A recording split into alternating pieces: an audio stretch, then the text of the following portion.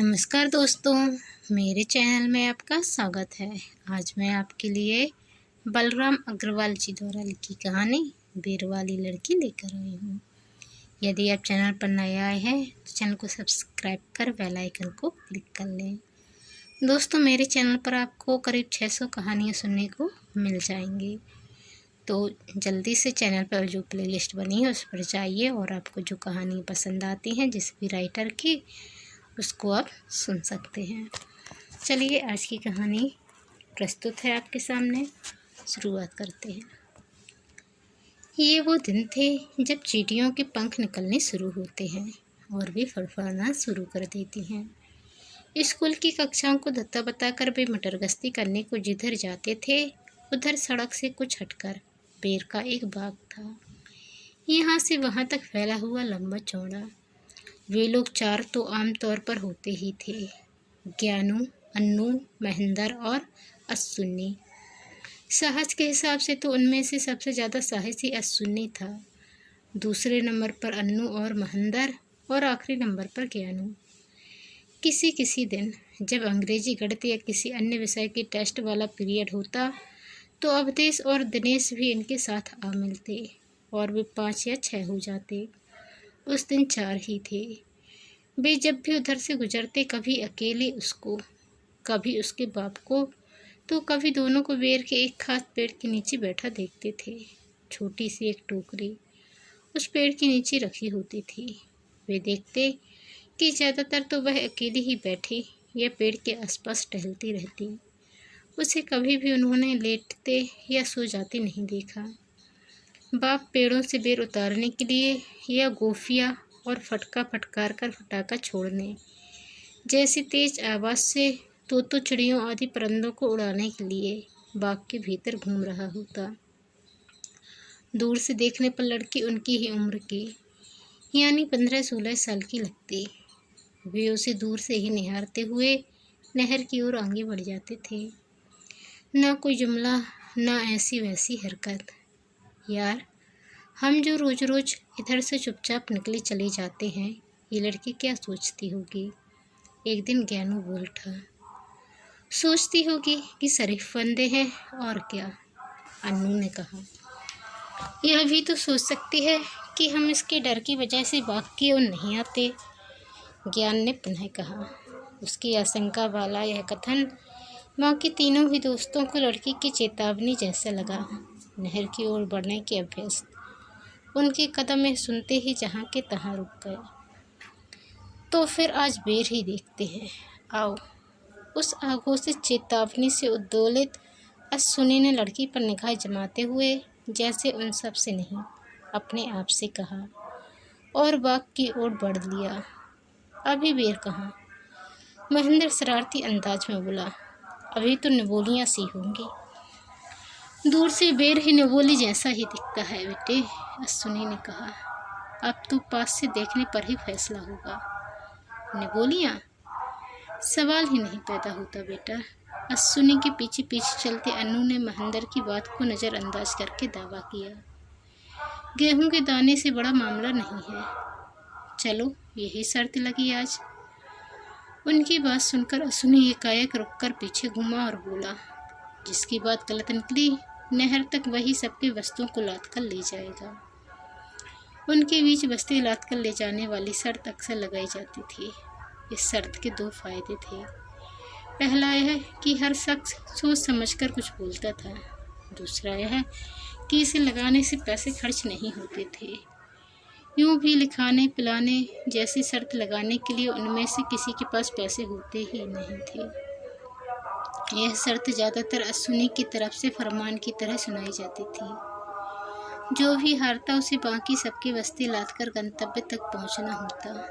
यह नियम औरों की तरह अस्सुनी पर भी बराबर लागू होता था। कई बार उसे भी उन सबकी बस्ती लादकर चलना पड़ता था। जहाँ तक बस्ती की बात है, वह आजकल जैसा कीमती और कई जेबों वाला फैंसी बैग न होकर लंबी लंबी 2 तनियों वाला मोटे कपड़े का एक लंबोतरा थैला होता था।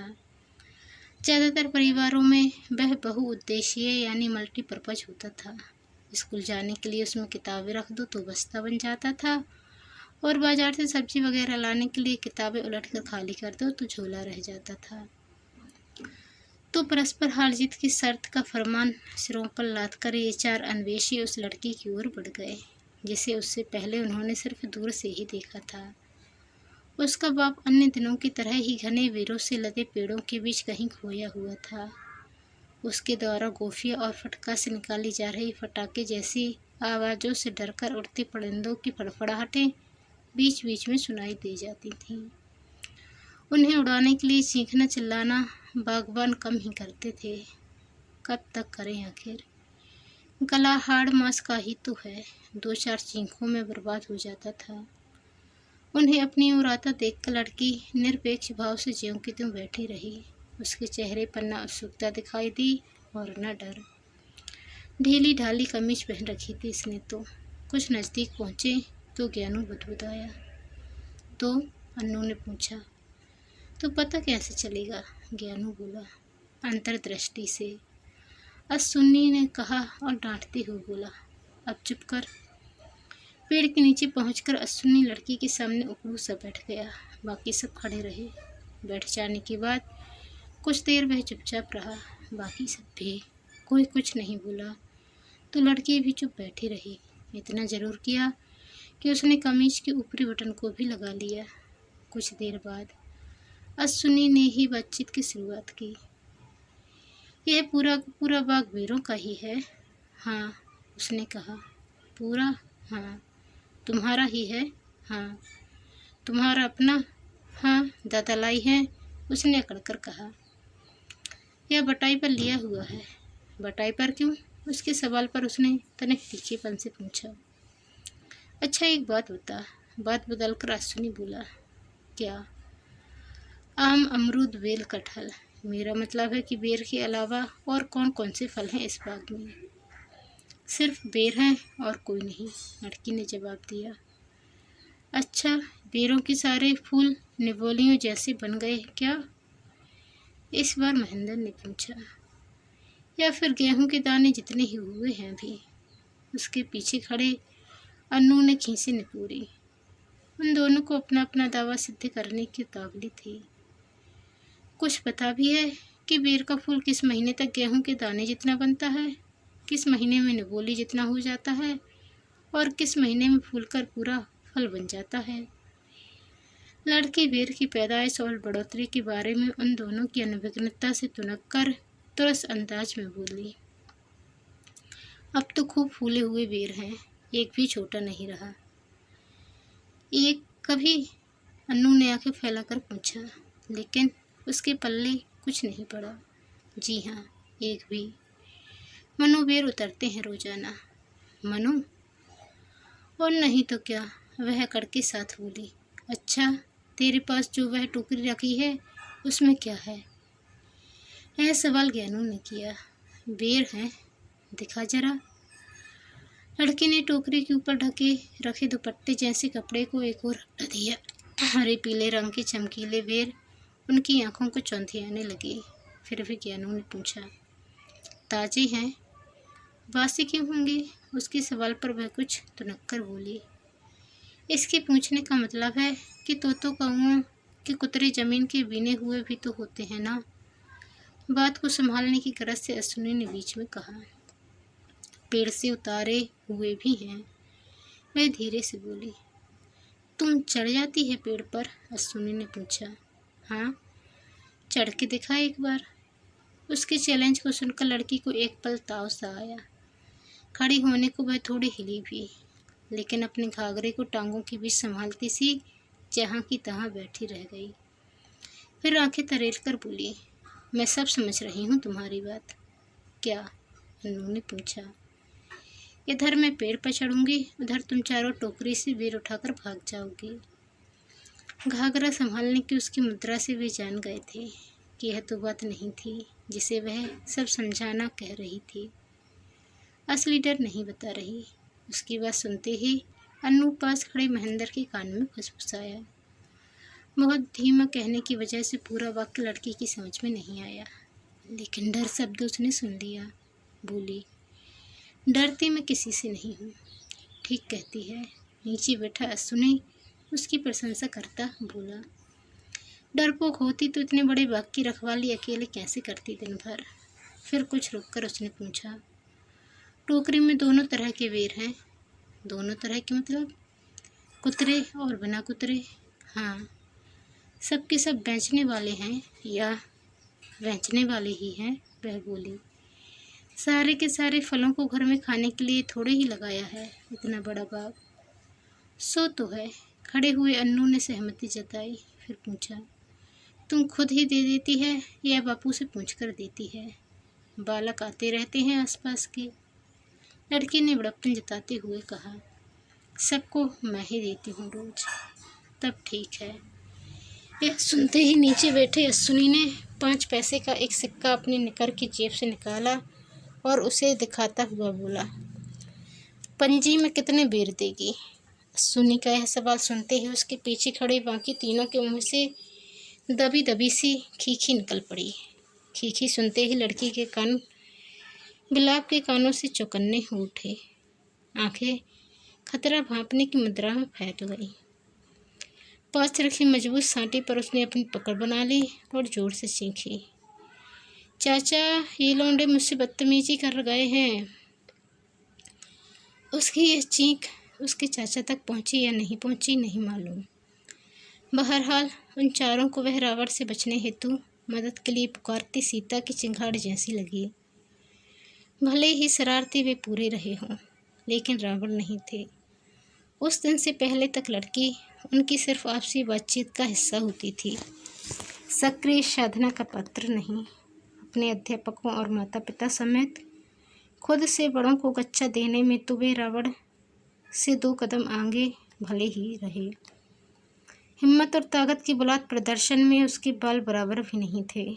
सबसे बड़ा डर तो उन्हें स्कूल छोड़कर यहाँ वहाँ आवारागर्दी करने की अपनी पोल खुल जाने का रहता था। इसलिए चाचा के लिए लड़की की पुकार को सुनते ही वे भाग खड़े हुए। उन्हें लगा कि पुकार सुनते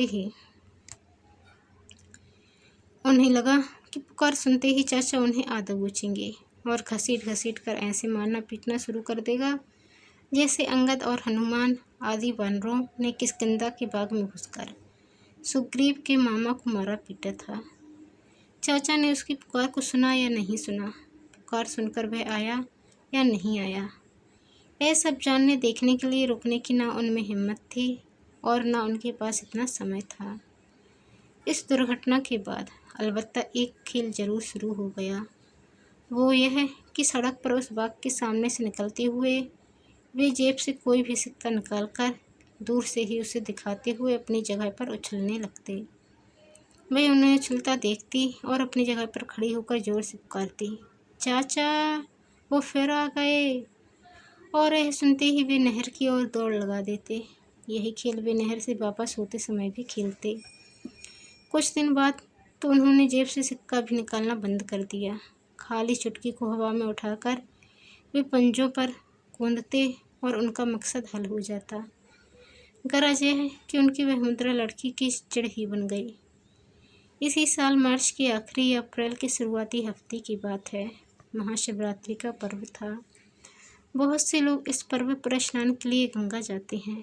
इस इलाके से गंगा नहर गुजरती थी, सो गरीब और आसपास के लोग उसे ही गंगा मानकर पूजते थे। दरअसल सभी प्रमुख पर्वों पर वहाँ बहुत बड़ा मेला लगता था, इतना बड़ा कि प्रशासन को खासी मशक्कत करनी पड़ती थी उसे अनुशासित रखने के लिए। अश्विनी के अम्मा पिताजी हर पर्व पर गंगा नहर जाते थे स्नान के लिए। उस बार किसी काम के सिलसिले में पिताजी बाहर गए हुए थे, सो अम्मा अश्विनी को साथ ले गई। नहर पर एक अलग घाट जनाना घाट के नाम से था। रोजमर्रा में तो आसपास के चरवाहे अपनी भैंसों को उस घाट के रास्ते पानी में उतारकर पुल के नीचे वाली छाया में आराम फरमाते थे। भैंसें न होती तो वह सुनसान सा ही पड़ा रहता था। लेकिन मेले के समय में उस ओर ना तो मर्दों को जाने की इजाज़त होती थी और न 10-12 साल से बड़ी उम्र के लड़कों को। पिताजी साथ होते तो वे सब उसी घाट पर जाकर नहाते जिस पर औरत मर्द सब नहाते थे। अकेली अम्मा के साथ था, इसलिए अश्विनी को जनाना घाट पर जाने दिया गया। इस एक पंडायन के पास जाकर उन्होंने कपड़े वाला थैला रखा और उससे बोली, छोरे को यहाँ बिठाई जा रही हूँ। पंडायतन नहाकर अभी आई। फिर अश्विनी से बोली, यहाँ से जाना मत कहीं भी। दादी जी के पास बैठे रहना और झोले का ध्यान रखना। झोलाए या छेड़ को तुम यौल नहलाओ, चिंता फिक्र मत करो। पंडायन ने अम्मा से कहा। अम्मा ने उसकी बात मान ली।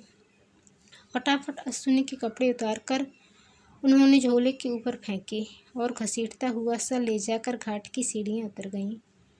वहाँ एक मजबूती से पकड़कर उन्होंने बड़ी सावधानी से 8-10 डुबकियाँ उसे नहर के पानी में लगवाईं। बाहर निकालकर अच्छी तरह से देह को रगड़ा और पुनः डुबकियाँ लगवा दी।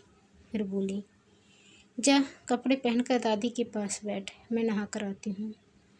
उन्हें नहीं मालूम था कि अपने जिस लाडले को उन्होंने इतना डर डर कर नहर के पानी में उतारा था, स्कूल छोड़कर उसमें डुबकियाँ लगाने वह रोज़ यहाँ आता है। सीढ़ियाँ चढ़कर वह पंडायन की ओर चला ही था कि सामने से वही वीर वाली लड़की आती दिखाई दे गई। वह सब पका गया। लड़की ने भी उसे देख लिया। वह जहाँ की तहाँ रुक गई और आगे पीछे किसी को तलाशने के लिए तेज़ी से अपनी गर्दन घुमाने लगी। हालांकि कच्छा पहन रखा था, फिर भी अपनी नंगी देह को उसकी निगाहों से बचाने की कोशिश करती अश्विनी दुपकता सा पंडायतन के थैले की ओर बढ़ा। यह भी अपनी अम्मा के साथ ही आई है, शायद, और उसे खोजने में लगी है, उसने सोचा। इतने में लड़की ने जोर की आवाज़ लगाई, अम्मा। यह पुकार लगाकर उसने तलवार के एक ही बार से अश्विनी के 2 टुकड़े कर डाले हों जैसे। उसका ऊपरी हिस्सा अलग चलने लगा और निचला अलग। जरूर यह मुझे पिटवाने के लिए ही अपनी अम्मा को पुकार रही है, ऊपरी हिस्से ने सोचा। इसके चाचा से तो जान छूटी रही, अम्मा से कैसे छूटेगी।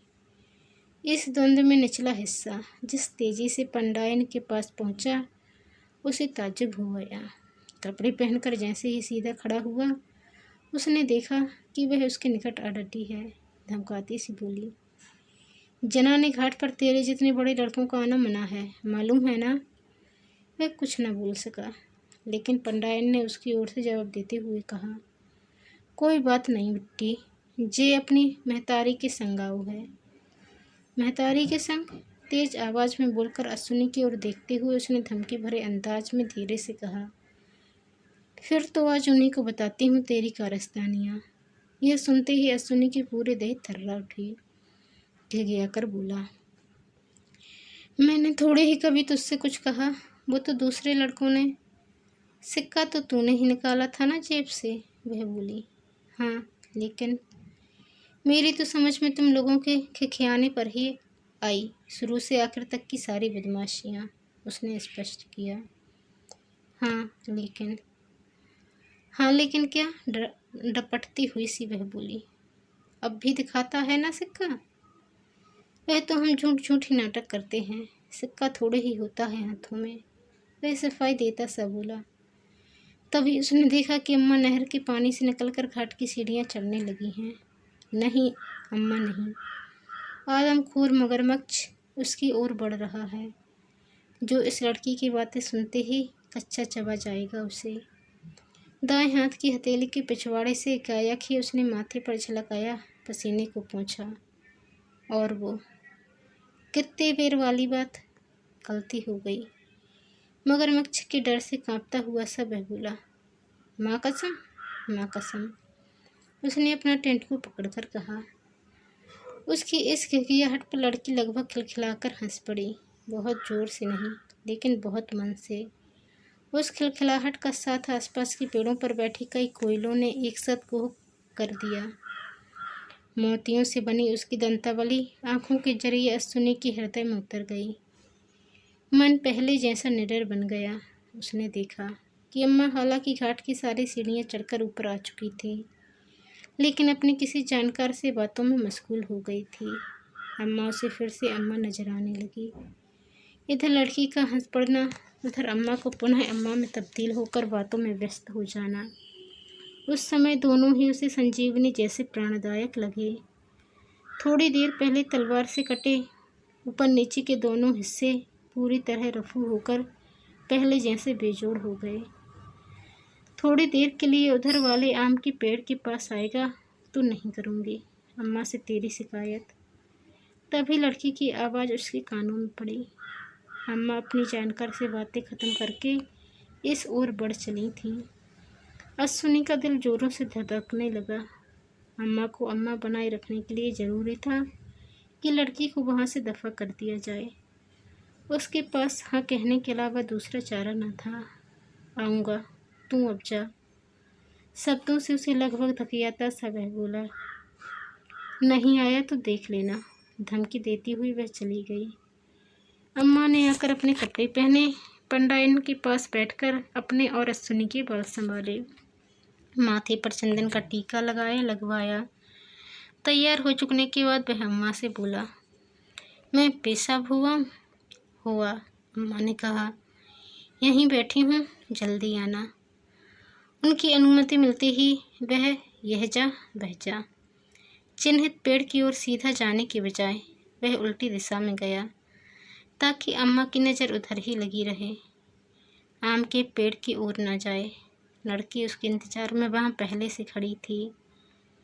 एक बात बताऊं, उसके पहुँचते ही बिना किसी भूमिका के वह संकोच और तावलेपन के मिले जुले अंदाज में बोली, मेरा निकाह तय हो गया है। अगले साल जो वेर की फसल आएगी मैं यहाँ नहीं रहूँगी, ससुराल चली जाऊँगी। यह कहते हुए उसके गाल लाल हो आए थे।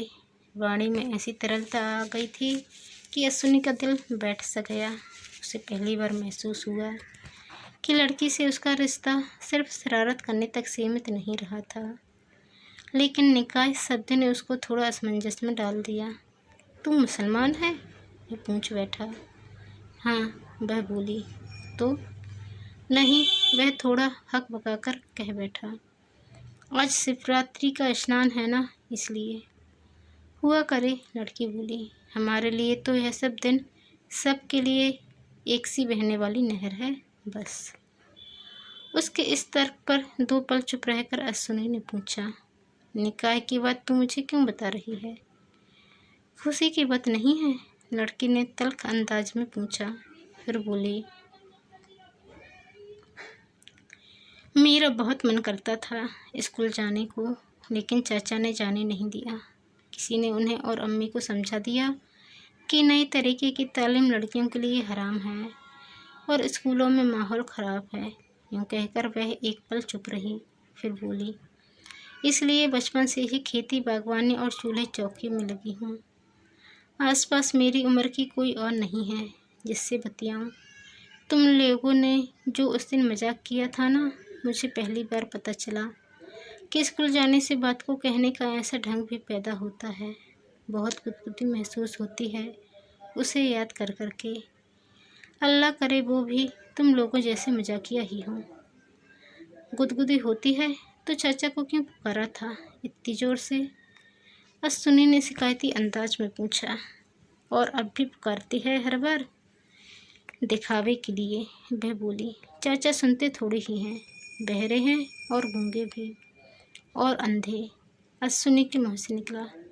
चुप, लड़के ने लगभग डांटते हुए कहा। वो गूंगे बहरे सही, अंधे थोड़े ही हैं। तुम हर बात पर चिल्लाती क्यों है इतना? उसकी इस बात को लड़की ने जैसे सुना ही ना हो। इसकी बजाय वह इससे पहले वाले उसके सवाल का जवाब देती हुई बोली, तुम लोगों की बदमाशियों का चुपचाप मजा लेते कोई और भी तो देख रहा हो सकता है, इसलिए पुकारती हूँ, दिखावे के लिए। ऐसी बात है तो अभी कुछ देर पहले अपनी अम्मा को क्यों पुकारा था मुझे देखते ही? डर गया था, लड़की ने पूछा। और नहीं तो क्या? यह सुन अपनी शरारत की सफलता पर मुस्कुराकर वह झूमती सी बोली, ऐसे ही क्यों? बाग में जा रही हूँ कहकर अकेली आई हूँ नहाने, उसने कहा। मेले में सब तरह के लोग होते हैं, कोई यह न समझे कि अकेली हूँ। इसलिए खोजने का नाटक करते हुए थोड़ी थोड़ी देर बाद अम्मा की पुकार लगा देती हूँ। तू ना दिखता तब भी लगाती। यह सुन अश्विनी उसके चेहरे को देखता रह गया, बोला कुछ नहीं। वेर की सारी फसल उतर चुकी है, लेकिन किसी किसी पेड़ पर कुछ अभी भी बचे हैं। कुछ देर की चुप्पी के बाद लड़की ने अपने दोनों हाथों की उंगलियों को परस्पर उमेटते हुए बोलना शुरू किया। चाचा ने बाग में आना छोड़ दिया है, अब एकाध चक्कर मैं ही लगा जाती हूँ कभी कभार। तो तुम लोग आकर जितने चाहो उतने बेर खा सकते हो। सच्ची? पर एक शर्त है। क्या? मेरे कान के पास धीरे से वह बात फुसफुसा दे एक बार। कौन सी बात? वही पंजी में कितने बेर वाली, वह इठलाती कली सी बोली। सुनते ही सन्न रह गया सुनी, यकीन नहीं होता। कहती नज़रों से उसने एक बार फिर लड़की के चेहरे को देखा। अब मिल ही गया है तो कह रही हूँ। अविश्वास जताती उसकी नज़रों से आहत लड़की उल्हाई न देती सी बोली। सोचकर थोड़ी ही आई थी यहाँ की तू मिल जाएगा और मैं। और तभी आम के पेड़ों पर उछलते कूदते बंदरों के दो दलों में लड़ाई छिड़ गई। 50 बंदर अपने अपने ग्रुप लीडर के समर्थन में कुछ पेड़ों पर और कुछ उनकी डालियों से नीचे कूद कूद कर जमीन पर आ भिड़े। उनकी खों की चींची की चीखें सुनकर आसपास के लोगों में तो भगदड़ ही मच गई। उसी बीच अस्सू के समूचे बदन में एक ज्वार सा उछाल मार उठा। लड़की के सिर को अपनी बाईं हथेली का सहारा देकर उसने उसके दाएं कान की निचली लौ पर अपने होंठ पहुंचा दिए, लेकिन कुछ कह पाता उससे पहले ही होठों की छुअन से हकबकाई लड़की उसे पीछे की ओर धकेल कर बल खाती सी दौड़ती चली गई। अचानक धकेले जाने से गिर पड़ा अस्सुनी। बंदरों की खों की चींची और लोगों की भगदड़ के बीच जान ही नहीं पाया कि वह किधर चली गई, नहर की ओर, अपने गांव की ओर या फिर बाग की ओर। आम के पेड़ के पास बुलाने, उसके मुसलमान होने और बाद वाली सारी बातों को बचाकर नहर वाले मेले में लड़की से मिलने की घटना का जिक्र अगले दिन अस्सुनी ने दोस्तों से कर दिया। उसकी बताई सारी कहानी को सुनकर अन्नू बोला, बेटे मुफ्त में बेर खिलाने के बहाने चाचा से पिटवाने का प्लान है पक्का? हाँ, वह बहरा गूंगा हो ना हो, ज्ञानू बोला, हमें लंगड़ा लूला जरूर बना देगा। ठीक बोलता है, उसकी बात का समर्थन करता महेंद्र बोला, पहले ही दिन इतना कूट डालेगा कि बेर का नाम सुनते ही हवा खारिज होने की बीमारी लग जाएगी जिंदगी भर के लिए। अस्सुनी चुप रहा। वह समझ नहीं पा रहा था कि किन हालात ने चाचा जैसे मेहनत कश इंसान को गूंगा बहरा बनकर खेतों और बागों में चाहे चाहते आज़ाद परिंदों के पीछे भागते रहने को विवश कर रखा है। किस जालिम ने उस मेहनत कश के दिमाग में लड़कियों की तालीम के खिलाफ जहर बो रखा है? कौन है जो माहौल को खराब बताकर उन्हें आगे बढ़ने से रोक रहा है? बहरहाल सबके बीच तय यह हुआ कि बाकी के इस पूरे सीजन उनमें से कोई भी बाग की ओर नहीं जाएगा। वे नहीं गए। अगली कक्षा में पहुंच जाने के बाद भी स्कूल छोड़कर बाग की ओर जाना उन्होंने मुनासिब नहीं समझा। बदनामी के डर से घूमने फिरने की दिशा ही बदल डाली। अलबत्ता बेर और बेर दोनों ही मौसम में दोस्तों से बच बचकर अस्सुनी उस ओर कई बार गया। वे मौसम बेर का एक ही पत्रहीन पेड़ बेनतहा काला और बदसूरत होता है, और बाग वह तो भूथा ही नजर आने लगता है। बावजूद इसके कई बार वह भीतर तक घूमकर आया। वह चाहता था कि लड़की से एक मुलाकात एक बार फिर हो, और इस बार सिर्फ वही बोले, लड़की नहीं। वह चाहता था कि गुदगुदी पैदा करने वाली बातों से अलग सिर्फ एक मौका सारी की सारी भेड़िया चालों को लड़की के सामने खोलने का उसे जरूर मिले।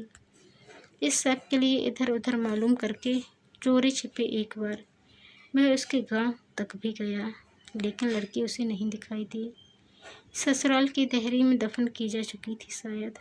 बेरों के मौसम में हरा भरा होने के बावजूद बाग उसे पत्रहीन सा बदसूरत ही लगता रहा। एक गूंगे बहरे बांगवा के द्वारा गोफिया और फटका से निकाली जाती फटाके जैसी आवाज़ें उसके कानों में पड़ती और कसक बनकर परिंदों की बदहवास फड़फड़ाहटों में शामिल हो वायुमंडल में विलीन हो जाते हैं। तो दोस्तों, आपको ये कहानी कैसी लगी कमेंट कर ज़रूर बताएं। चैनल पर नए आए हैं तो चैनल को सब्सक्राइब कर बेल आइकन को क्लिक कर लें। धन्यवाद। जय हिंद।